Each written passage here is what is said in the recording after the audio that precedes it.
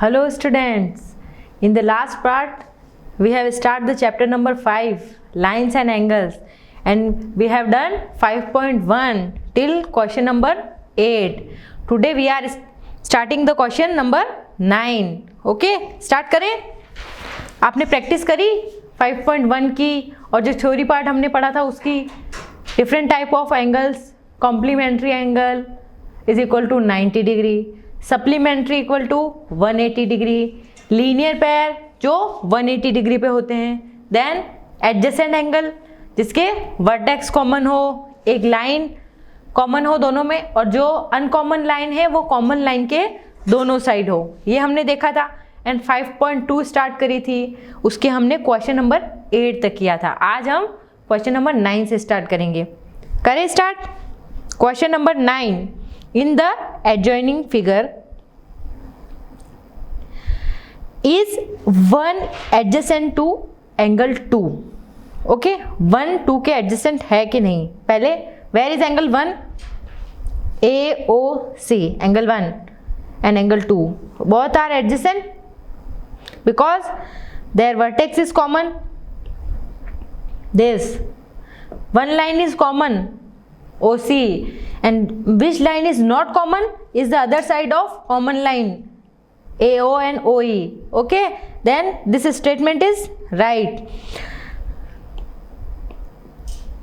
Second, AOC adjacent to AOE, AOC adjacent to AOE.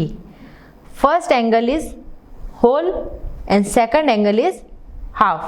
Okay, so AOC is overlap the AOE, so these angle are not adjacent, so this statement is wrong.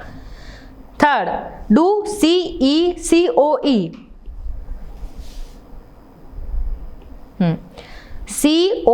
and EOD form a linear pair. Where is COE? COE and EOD ये linear pair बना रहे, ये देखो बना रहे ना linear pair. So this statement is right. Next, is BOD and DOA is supplementary. BOD and DOA is supplementary. Yes, they form the linear pair and the value is equal to 180 degree. So is supplementary. Next,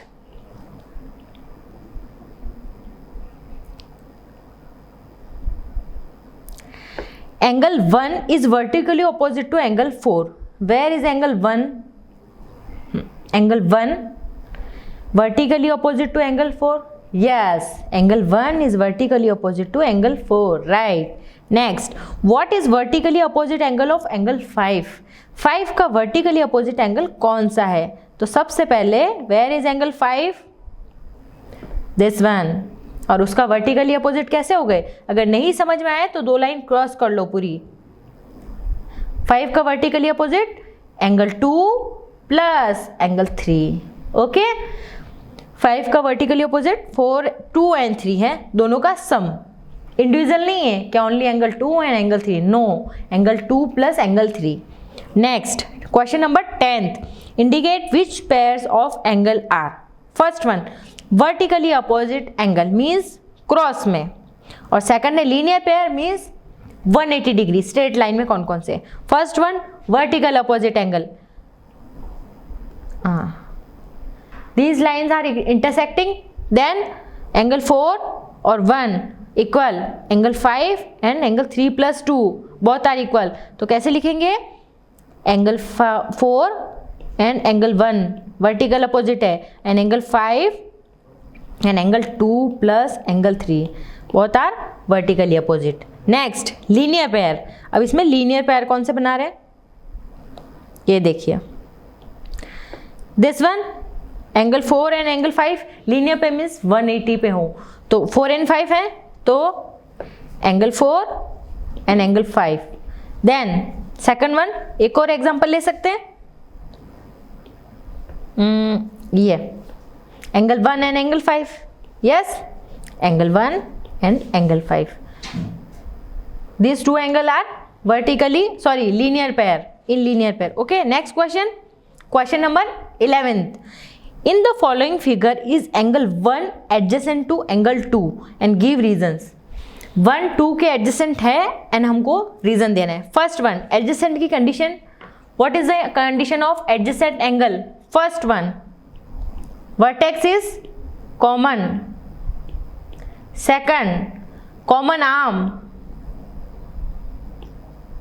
Third one, जो common arm है उसके अलावा दूसरी arm uncommon arm के दोनों side होनी चाहिए. लेकिन स्टार्ट करें.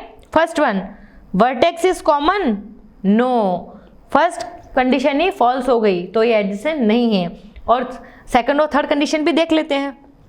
कॉमन आर्म है दोनों में, कॉमन आर्म तो है, पर जो अनकॉमन आर्म है वो कॉमन आर्म के दोनों साइड में है, तो ये दोनों साइड में नहीं है, तो एडजेसेंट एंगल नहीं है. Okay, this is not the adjacent angle 1 and angle 2. Question number 12th.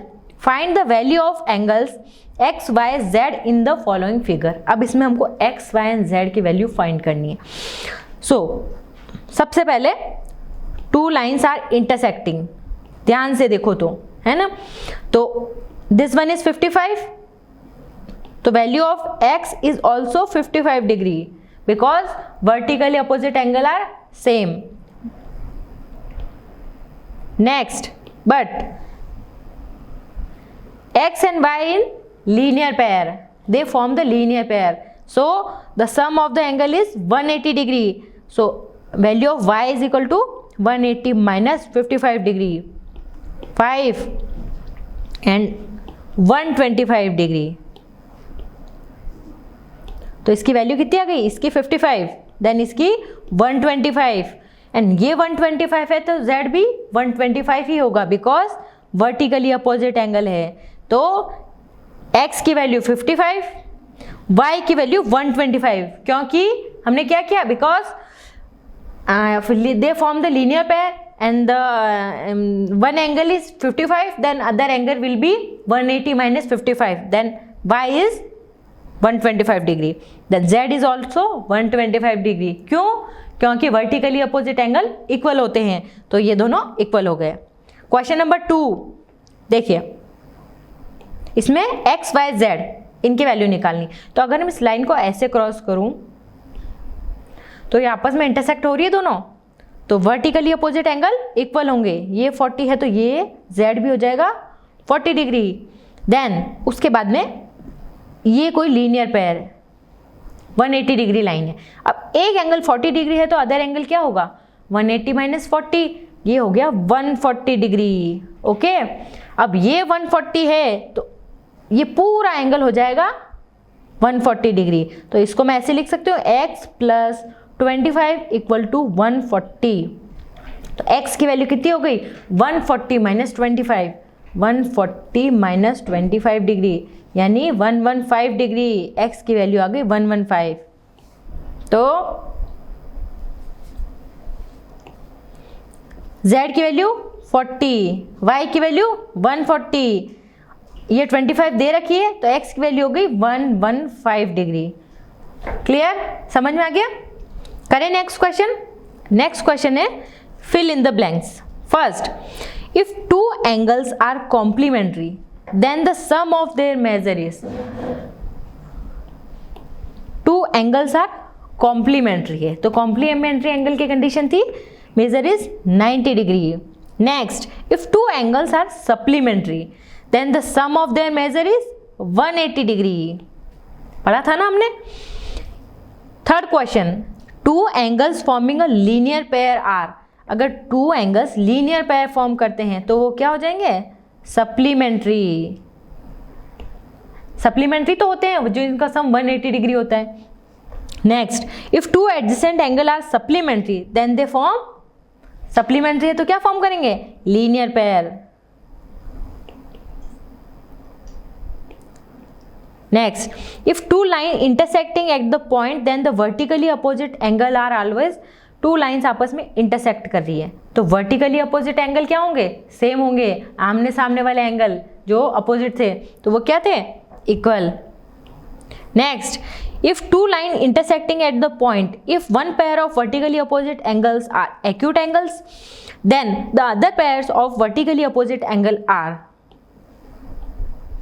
दो लाइन आपस में इंटरसेक्ट कर रही है, वन पेयर है वो एक्यूट एंगल है, तो ऑब्वियसली दूसरा पेयर क्या होगा, ऑब्ट्यूज होगा, क्योंकि इसका सम 180 होना चाहिए। अब एक लेस देन 90 डिग्री है तो दूसरा ग्रेटर देन 90 डिग्री होगा, तो other angle is obtuse, obtuse angle होगा। 14th question, in the adjoining figure name the following pairs of angle.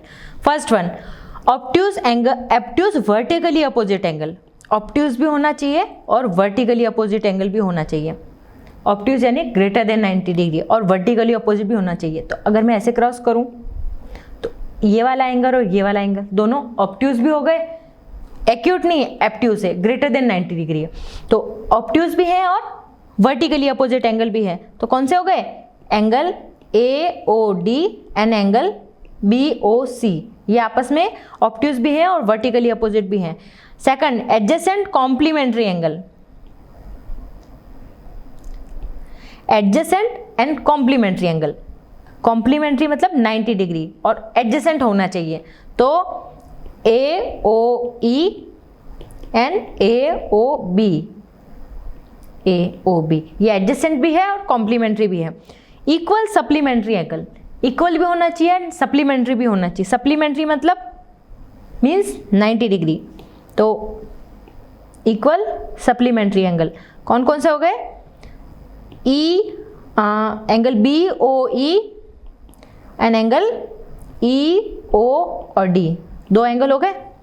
Next, unequal supplementary angle, supplementary angle तो होने चाहिए पर अनइक्वल होने चाहिए, तो नेक्स्ट ये एंगल ले सकते हो, कौन से एंगल हो गए, angle BOA and angle AOD, ये अनइक्वल भी है और सप्लीमेंट्री भी है दोनों आपस में।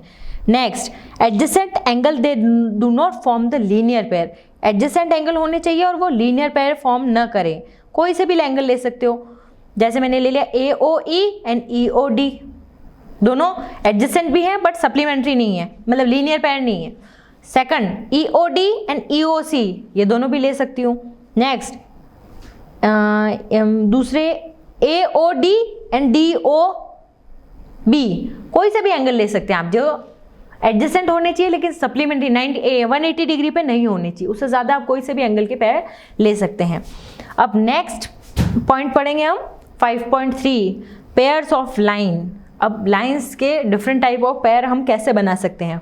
फर्स्ट है इंटरसेक्टिंग लाइन, देखो वाई की शेप है, इसमें दो लाइंस आपस में एक दूसरे को इंटरसेक्ट कर रही है, ये कोई पॉइंट है O पे, तो ये इंटरसेक्टिंग लाइन कहलाती है, जिसको हम जैसे O बोल दिया तो O इनका इंटरसेक्टिंग पॉइंट है। नेक्स्ट, ट्रांसवर्सल, ट्रांसवर्सल मीन्स होता है जब दो पैरेलल लाइंस या अनपैरेलल लाइंस, दो लाइंस होती है उनको एक लाइन क्रॉस करती है, तो ये जो लाइंस है ना क्रॉस करने वाली ये ट्रांसवर्स लाइन होती है, इसको हम ट्रांसवर्सल लाइन बोलते हैं। जैसे आपने कभी रोड्स देखे तो रोड, जैसे एक सीधा रोड चला उसको बार बार कोई और 2-3 रोड कट कर रहे हैं, तो वो जो स्ट्रेट रोड है वो ट्रांसवर्सल है, तो इसको हम ट्रांसवर्सल लाइन कहते हैं।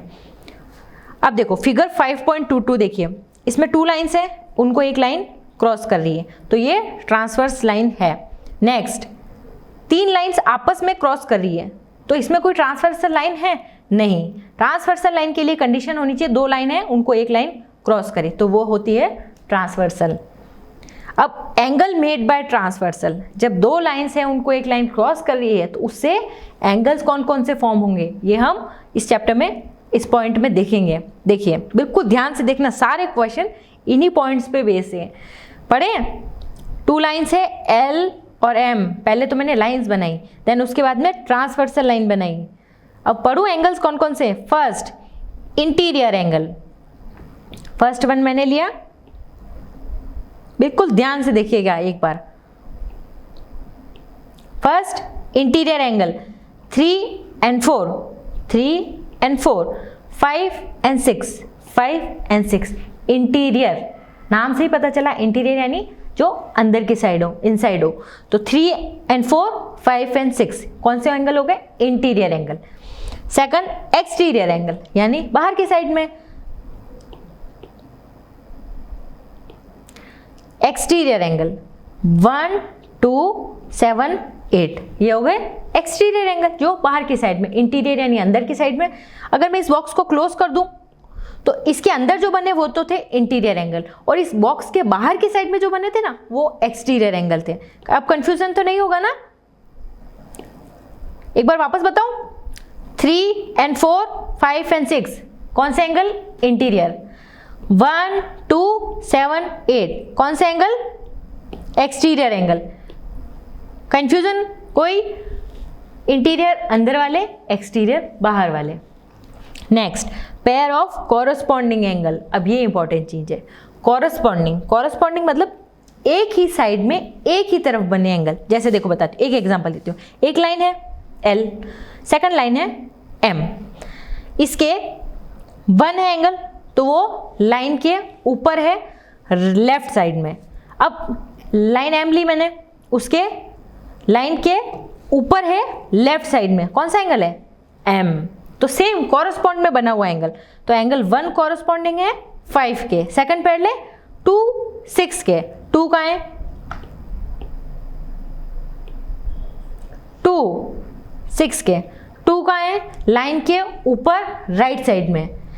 6 कहाँ है? सेकंड वाली लाइन के ऊपर राइट साइड में। हो गए कॉरस्पॉन्डिंग, मतलब बिल्कुल सेम उसी सीध में जहां पे ऊपर फर्स्ट वन था, सेम उसी की पोजीशन में नीचे की साइड में। थर्ड 3 and 7, 3 कहाँ है? 3 and 7, 3 कहाँ है? लाइन के नीचे लेफ्ट साइड में। 7 लाइन के नीचे लेफ्ट साइड में। 4 and 8, 4 and 8 लाइन के बिलो राइट साइड में, लाइन के बिलो राइट साइड में। हो गई?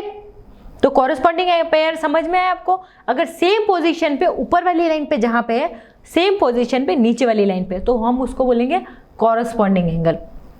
देन उसके बाद में ऑल्टरनेट इंटीरियर एंगल। ऑल्टरनेट का मतलब होता है एक छोड़ के एक। अगर एक एंगल अपना इस साइड में है तो दूसरा एंगल इस साइड में होगा। जैसे कॉरस्पॉन्डिंग का सेम पोजीशन पे था, लेकिन ऑल्टरनेट पे एक इधर है तो अपोजिट, दूसरी अपोजिट डायरेक्शन में होगा। देखो alternate 3 and 6, 3 and 6, where is angle 3? 3 and 6 this. देखो मैंने बताया ना 3 and 6, 3 ऑल्टरनेट, क्योंकि ये अपन इंटीरियर एंगल की बात करें तो 3 और 6 दोनों इंटीरियर एंगल है ना। लाइंस के अंदर की साइड में इंटीरियर एंगल थे और लाइन के बाहर की साइड में क्या थे? Exterior angle. तो 3 and 6 इंटीरियर। 4 and 5, 4 and 5 दोनों इंटीरियर एंगल। तो alternate 4 and 5, 3 and 6। Next alternate exterior angle. अब इसमें एक्सटीरियर नाम बाहर साइड में, नाम आते ही आपको पता चल जाना चाहिए कि इंटीरियर अंदर की साइड में, एक्सटीरियर बाहर की साइड में। तो exterior angle 1 and 8, 1 and 8, second 2 and 7, 2 and 7। तो ऑल्टरनेट है, कॉरस्पॉन्डिंग होते तो बिल्कुल जो 1 5 आता, लेकिन ऑल्टरनेट है इसलिए 1 8, देन 2 and 7 ऑल्टरनेट, 1 एक इधर तो दूसरा इधर, कॉरस्पॉन्डिंग में इधर और इधर बिल्कुल सेम डायरेक्शन में आते। डिफरेंस समझ में आ गया? एक और चीज, pair of interior angle on the same side of transversal. मतलब pair of interior angle first of all interior होने चाहिए और ट्रांसवर्सल लाइन के सेम साइड में, ट्रांसवर्सल लाइन के सेम साइड में 3 and 5, 3 and 5। Next 4 and 6 transversal line this one, उसके same side में जो अंदर की तरफ बनते हैं, क्योंकि क्या लिखा हुआ है? Pair of interior angles on the same side of transversal. बिल्कुल लैंग्वेज पे पूरा ध्यान देना है, बिल्कुल कि एक पिन पॉइंट लैंग्वेज में क्या बोला है। Pair of interior angles on the same side of transversal. तो पेयर ऑफ इंटीरियर एंगल, सबसे पहले इंटीरियर एंगल की बात हुई। Same side of transversal, transversal line के सेम साइड में, तो एंगल 3 and 5 एंड 4 and 6। वापस रिवाइज करो एक बार सारी चीजें, देखो। First interior angle 3 and 4, 5 and 6 होगा इंटीरियर। फिर एक्सटीरियर एंगल 1, 2, 7, 8, एक्सटीरियर बाहर की साइड में, इंटीरियर अंदर की साइड में। Next pair of corresponding angle, corresponding angle कौन कौन से हैं? 1, 5, 2, 6, 3, 7, 4 और 8 बिल्कुल कॉरस्पॉन्डिंग में बने हुए। लाइन के ऊपर लेफ्ट साइड में तो लाइन के ऊपर लेफ्ट साइड में, अगर लाइन के नीचे राइट साइड में है तो लाइन के नीचे राइट साइड में, सेम उसी पोजीशन में होना चाहिए।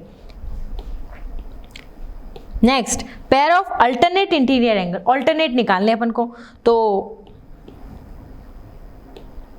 3 और 6 अल्टरनेट भी होने चाहिए और इंटीरियर भी होने चाहिए। इंटीरियर है इसीलिए हमने अंदर की साइड में बनाया है। नेक्स्ट 4 and 5 ये दोनों अल्टरनेट इंटीरियर एंगल। अब हम अल्टरनेट एक्सटीरियर निकालेंगे, तो 1 and 8 and 2 and 7 ये अल्टरनेट एक्सटीरियर एंगल हो गए। देन उसके बाद में pair of interior angles on the same side of transversal, pair of interior angle निकालने और सेम साइड ऑफ ट्रांसवर्सल, यानी इंटीरियर इन चारों की बात होगी, और सेम साइड ऑफ ट्रांसवर्सल यानी एंगल 3 और 5 और इधर 4 और 6 ये दोनों ट्रांसवर्सल होंगे सेम साइड। अब देखिए कॉरस्पॉन्डिंग एंगल हमेशा सेम साइज में होते हैं। ये देखो 1 है 5 कॉरस्पॉन्डिंग, 3 है 7, लाइन के ऊपर लेफ्ट साइड में 1 and 7, ये लाइन के नीचे लेफ्ट साइड में, लाइन के ऊपर राइट साइड में 2 and 6, ये लाइन के नीचे राइट साइड में, तो ये हो गए कॉरस्पॉन्डिंग एंगल। इसकी प्रॉपर्टी है have a different vertex, vertex different है दोनों का। On the opposite side of transversal, opposite side में है, 1 इधर है तो आपस में अपोजिट है, सॉरी ये कॉरस्पॉन्डिंग एंगल के बारे में ये है। डिफरेंट वर्टेक्स है on the same side of transversal, देखो सेम साइड है ना, ये सेम साइड में। एंड थर्ड वन है आर द कॉरस्पॉन्डिंग बिहेवियर, जैसे लेफ्ट है तो लेफ्ट में पोजीशन में होगा, राइट है तो राइट पोजीशन में होगा। लेकिन ऑल्टरनेट के केस में क्या होगा, have a different vertex, vertex तो इसमें भी डिफरेंट होगी। Are the opposite side of the transversal, देखो अपोजिट है ना कि एक इधर है तो दूसरा इधर अपोजिट, लेकिन कॉरस्पॉन्डिंग में क्या था, सेम साइड में, दोनों को जो एंगल है वो सेम साइड में। और lies between the two lines, और टू लाइंस के बिटवीन लाई करेंगे क्योंकि इंटीरियर एंगल है इस वजह से। इसमें हम बता सकते हैं कौन सा एंगल है, ये कौन सा एंगल है, कॉरस्पॉन्डिंग, ये वर्टिकल, ये सेकंड वाला alternate angle, second same side of transversal, last वाला पॉइंट था ना ये देखिए सेम साइड ऑफ ट्रांसवर्सल ये वाला, ये कॉरस्पॉन्डिंग और दिस वन ऑल्टरनेट एंगल, एक छोड़ के एक, और ये लीनियर पेयर में दोनों एंगल। अब ये तो थे अनपैरेलल लाइन के लिए, या इसमें डिफाइन नहीं था कि दोनों लाइंस पैरेलल है कि नहीं, but transversal of parallel lines. लेकिन जब मैं पैरेलल लाइंस की बात करती हूँ कि दोनों पैरेलल है, उस केस में क्या होगा, सेम कंडीशन, ऑल्टरनेट एंगल होंगे, कॉरस्पॉन्डिंग एंगल होंगे, बट वो इक्वल होंगे। देखो if two parallel lines are cut by transversal, each pair of corresponding angle are equal in measure. Corresponding angles जैसे ये सारे कॉरस्पॉन्डिंग एंगल इक्वल होंगे। If two pairs cut by transversal, each pair of alternate interior angle are equal. Alternate interior 3 and 8 and 1 and 6 ये alternate interior angle भी equal होंगे, but condition क्या है, line मेरी पैरेलल होनी चाहिए दोनों।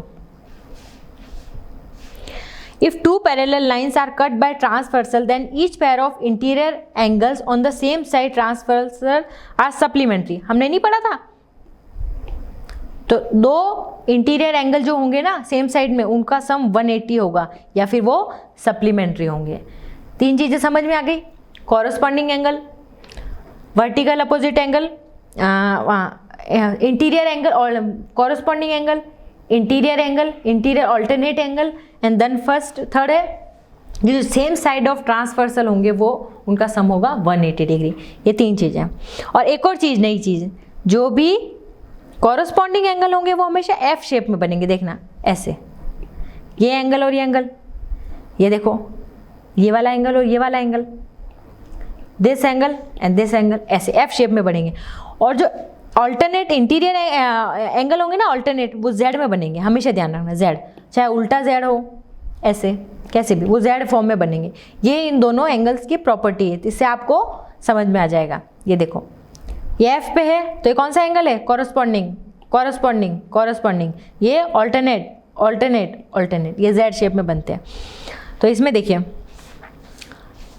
Line L and M parallel है, तो टी ट्रांसवर्सल है कि नहीं है, और टी ट्रांसवर्सल है और हमको एक्स की वैल्यू फाइंड करनी है। देखो क्या बन रहा है, जेड 60, ये भी 60, नेक्स्ट 55, ये भी 55, क्योंकि जेड पे बन रहे हैं ये एंगल। हाँ, अब एंगल 1 एंड एंगल 2 इक्वल है कि नहीं, देखो लाइंस पैरेलल है ही नहीं, ये आगे जाके ये एक दूसरे को इंटरसेक्ट करेगी, तो ये पैरेलल लाइंस नहीं है।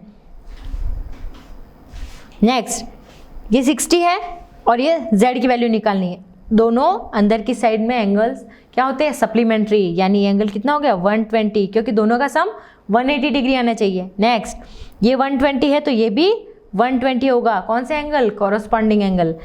ये 60 डिग्री है, हमको ए बी सी डी सब की वैल्यू निकालनी है। ये 60 तो ये कितना हो गया 120, क्योंकि one side of transversal line is equal to interior angle जो होते हैं वो सप्लीमेंट्री होते हैं, तो ये हो गया 120। अब ये 120 है तो ये वाला भी 120 डिग्री कॉरस्पॉन्डिंग एंगल, ये वर्टिकली अपोजिट एंगल, ये भी 120 डिग्री, और ये वाला एंगल 60, क्योंकि एक लाइन लीनियर पैर फॉर्म कर रही है तो 180 माइनस 120 60 डिग्री, और ये वाला भी 60 डिग्री। आगे सारे एंगल। अब हमको पैरेलल लाइंस चेक करनी है। देखो दो कंडीशन हो सकती है, या तो आपको पैरेलल लाइन दे दे और उसके एंगल पूछ ले, तो पैरेलल लाइंस है तो उसमें कॉरस्पॉन्डिंग एंगल, ऑल्टरनेट एंगल और जो सप्लीमेंट्री एंगल वो 180 डिग्री होंगे। ये वाले सारे कॉरस्पॉन्डिंग और ऑल्टरनेट एंगल इक्वल होंगे। और या फिर हमको इक्वल कॉरस्पॉन्डिंग एंगल दे दे, इक्वल ऑल्टरनेट एंगल दे दे, और हमको पूछ ले कि लाइन पैरेलल है कि नहीं है, तो वाइस वर्सा भी पूछ सकते हैं, दोनों अपोजिट कंडीशन करके भी हमको पूछ सकते हैं। तो ये वाली पैरेलल लाइन है कि नहीं है हमको बताना है। ये 50 है, ये 50 है, ये हो गए जेड पे बन रहे ना ऑल्टरनेट एंगल, पैरेलल है। नेक्स्ट ये 50 है, ये 130 है। अब देखो ये भी 50 होगा, क्यों, कॉरस्पॉन्डिंग एंगल, और 150 प्लस 130 130 प्लस 50 तो 180 डिग्री, तो ये पैरेलल लाइन है। ये 70 एंड देन x की वैल्यू हमको फाइंड करनी है, तो देखो ये भी 70 हो गया। अब x कितना होगा, ये एक लीनियर पैर फॉर्म कर रही है, तो 180 माइनस 70 डिग्री कितने हो गए 1110, इसकी वैल्यू आ गई 1110। नेक्स्ट समझ में आया। अब हम एक्सरसाइज 5.2 करते हैं। अगर आपको पीछे की थ्योरी रिवाइज करनी है तो आप वीडियो को पॉज कीजिए, एक बार पूरी थ्योरी देखिए, क्योंकि 5.2 जो हमने अभी बेसिक कॉन्सेप्ट पढ़े हैं उन्हीं पे बेस है पूरी। Interior angle, corresponding angle, okay, alternate interior angle and जो सप्लीमेंट्री जो एंगल होते हैं ना जो एक 180 डिग्री पे बनते हैं, वो उसी पे सारे क्वेश्चन बेस है। करिए start 5.2। First question, state the property that is used in each of the following statement. कौन सी प्रॉपर्टी यूज हुई है। First, if A and B parallel है, ये लाइंस और ये लाइन आपस में पैरेलल है, तो सारी वही प्रॉपर्टी लगेगी। अब हमको बताना है कि 1 and 5 इक्वल है, एंगल 1 एंड एंगल 5 लाइन के ऊपर लेफ्ट साइड में, लाइन के ऊपर लेफ्ट साइड में कौन से थे, कॉरस्पॉन्डिंग एंगल। तो हम प्रॉपर्टी में क्या लिखेंगे,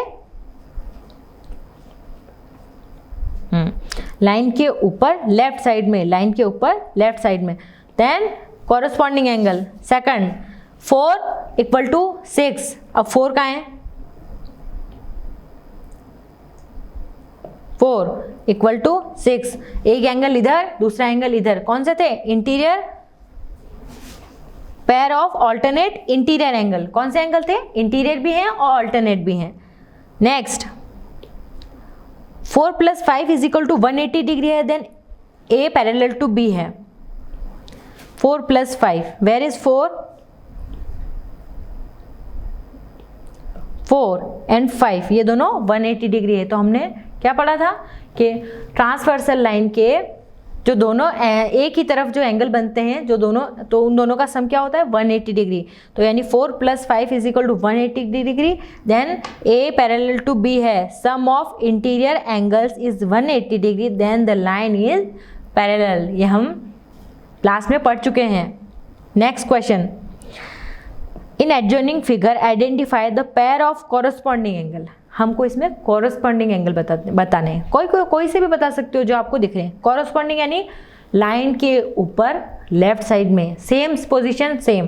तो 4 and 8 कॉरस्पॉन्डिंग एंगल है, 1 and 5 कॉरस्पॉन्डिंग एंगल है, 3 and 7 कॉरस्पॉन्डिंग, 2 and 6 कॉरस्पॉन्डिंग। ऐसे आप पेयर लिख सकते हो कि angle 4, angle 8, angle 1 and angle 6, ऐसे कोई से भी आप पेयर बना सकते हो। Second, pair of alternate interior angle. Alternate भी होने चाहिए और इंटीरियर भी होने चाहिए। तो कौन कौन से एंगल हो गए?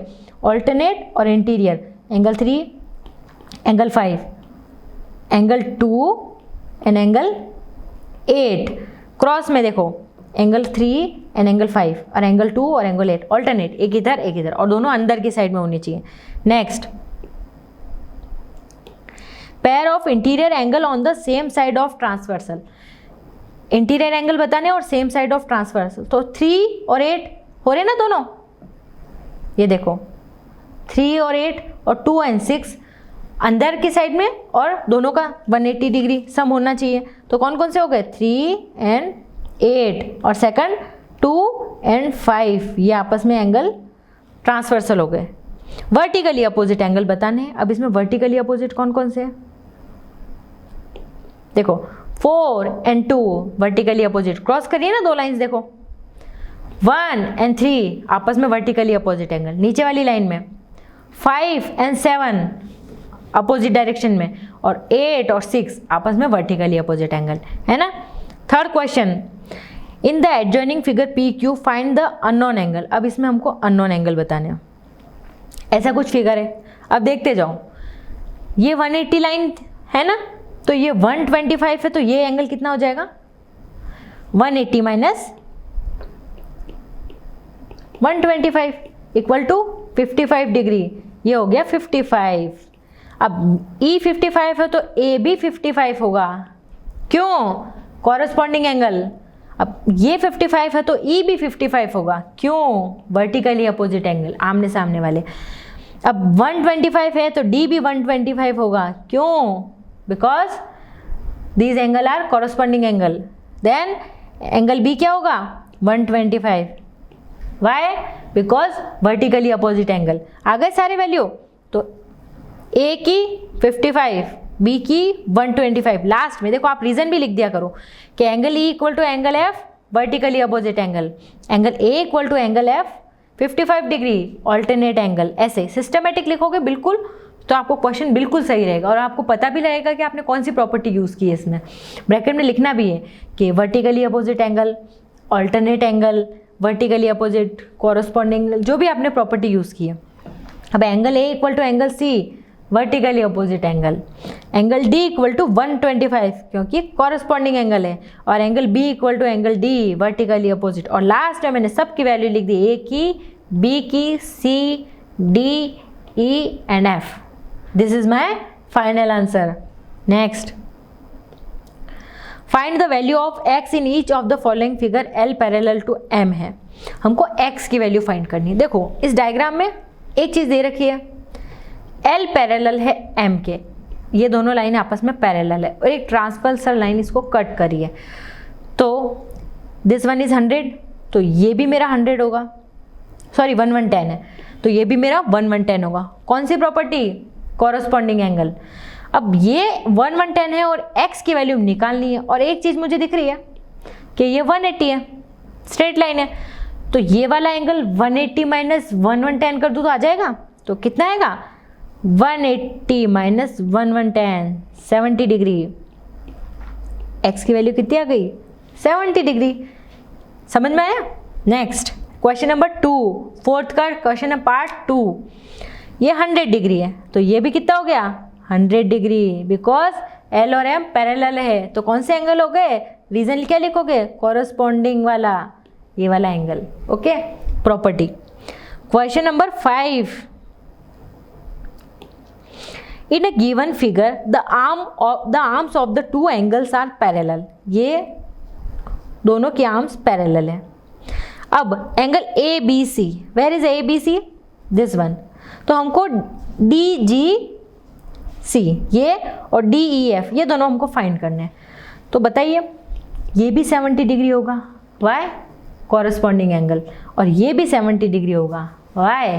Corresponding angle. तो दोनों एंगल की वैल्यू कितनी आ गई? 70 70। और रीजन हमने क्या लिखा? Corresponding angle. रीजन भी लिखना जरूरी है कि हमने रीजन क्या लगाया। Next and last question, in a given figures below decide whether L parallel to M है कि नहीं, ये हमको डिसाइड करना है। देखो, इसमें या तो कॉरस्पॉन्डिंग एंगल इक्वल होंगे या ऑल्टरनेट एंगल इक्वल होंगे, और या फिर वो लीनियर पेयर अगर बना रहे हैं तो उन दोनों की वैल्यू 180 आनी चाहिए। ये आपको प्रॉपर्टी चेक करनी है। अगर ये प्रॉपर्टी ओके हो जाती है तो मेरी लाइन पैरेलल है। करूँ चेक? क्वेश्चन नंबर 1, 2 लाइन्स है ये, एल और एम। अब एक एंगल दे रखा है 126 और दूसरा दे रखा है 44। करूँ दोनों को ऐड? अगर मेरा 180 आ जाता है, कौन सी प्रॉपर्टी है? ट्रांसवर्सल लाइन के एक ही साइड में बने एंगल इज सप्लीमेंट्री एंगल होते हैं, यानी 180 सम होता है। तो अगर 126 एंड 44 दोनों अगर मेरा 180 आ जाए तो ये आ रहा है 170। तो ये लाइन पैरेलल है। आना क्या चाहिए था? 180, आया मेरा 170। तो ये पैरेलल नहीं है क्योंकि 170 इज लेस देन 180 डिग्री। तो ये पैरेलल लाइंस नहीं है। नेक्स्ट, एक एंगल 75 दे रखा है, तो ऑब्वियसली ये वाला एंगल भी 75 ही होगा। क्यों होगा? Corresponding angle. अब दोनों एंगल मुझे पता चल गया और ये लाइन मेरी लीनियर पेयर में है। तो अगर मैं इन दोनों एंगल को ऐड कर दूं और मेजर मेरा 180 डिग्री आ जाए तो मेरी ये लाइन पैरेलल हो जाएगी। तो करूं 75 प्लस 75 कितने हो गए?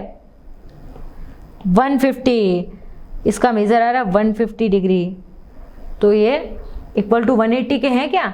नहीं, क्योंकि लीनियर पेयर होने के लिए 180 सम होना चाहिए, लेकिन यहाँ तो 150 आ रहा है और 150 is less than 180 degree. So L and M is not parallel in question number 2। Next, 123 and 57। देखो ये 57 है तो ये एंगल भी 57 होगा, because they form the linear corresponding angle है। तो 57। अब 123 एंड 57 को दोनों को ऐड कर दूं मैं तो ये मेरी स्ट्रेट लाइन पे है। करूं ऐड? 123 एंड 57, 5 6 7 8 180। कितना आ गया सम? 180 डिग्री। और they form the linear pair. 180 degree आ रही है ना, तो यानी L parallel to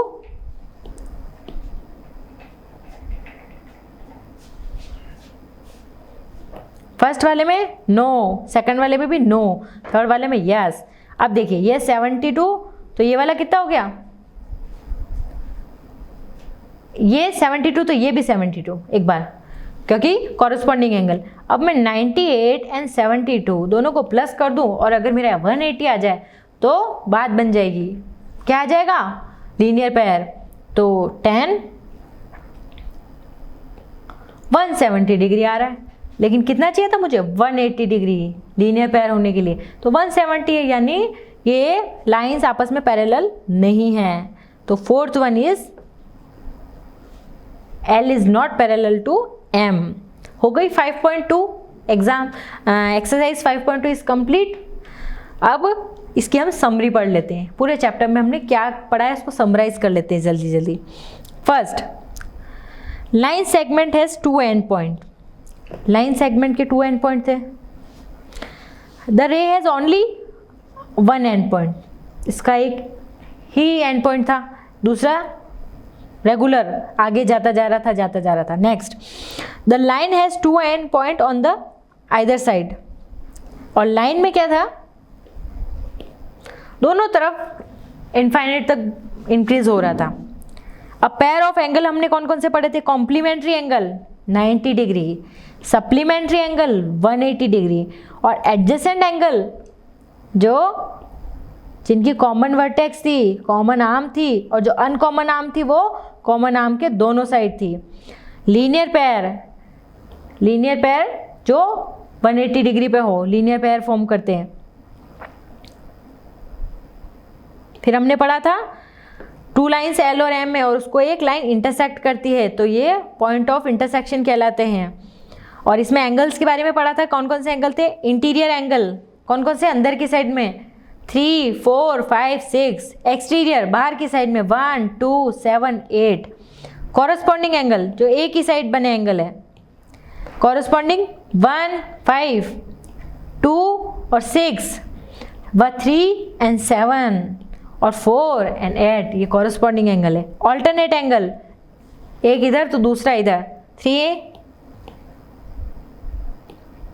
3 and 6 alternate, और वो भी इंटीरियर है अंदर की साइड में। और उसके बाद में 4 and 5। अब alternate exterior angle 1 and 8, exterior बाहर की साइड में, तो ऑल्टरनेट भी होनी चाहिए, 1 इधर तो 8 इधर, 2 इधर तो 7 इधर, तो 2 and 7। Interior on the same side of transversal, interior भी होनी चाहिए और सेम साइड ऑफ ट्रांसवर्सल, तो 3 and 5 and 4 and 6 ये हमने पढ़ा। और जब टू लाइंस पैरेलल है तो कॉरस्पॉन्डिंग एंगल इक्वल होंगे, तो ये सारे जो कॉरस्पॉन्डिंग एंगल थे वो आपस में इक्वल होंगे। ऑल्टरनेट इंटीरियर एंगल भी इक्वल होंगे, और जो सेम साइड ऑफ ट्रांसवर्सल होते हैं वो सप्लीमेंट्री होंगे। सप्लीमेंट्री मीन्स दोनों का सम 180 डिग्री होगा। तो चैप्टर 5 कंप्लीट। तो सारे क्वेश्चन हमने किए हैं, उन सबको आपको रिवाइज करना है और खुद से कॉपी में करना है, तभी आपको ये चैप्टर पूरा अच्छे से समझ में आएगा। क्योंकि सुनने से और देखने से इतना अच्छे से समझ में नहीं आता है जब तक हम क्वेश्चन खुद से न करें। तो ये सारे क्वेश्चन आपको अच्छे से खुद से कॉपी में करने हैं। ओके।